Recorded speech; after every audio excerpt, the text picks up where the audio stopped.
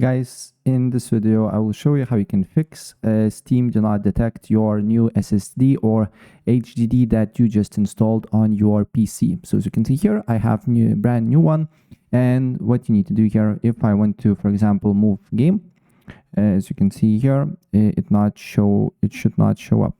As you can see here, there is not new drive available for me.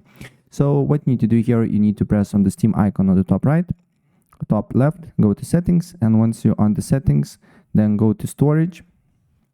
On storage, you need to select add drive, and then select add drive again, and then select the new drive, click add. And once it's added, then if we go back here, we can see that we should able to move to the new drive, the game that we want, right? So yeah, that's basically it. And if I helped you out, please press like button and subscribe for more. Take care.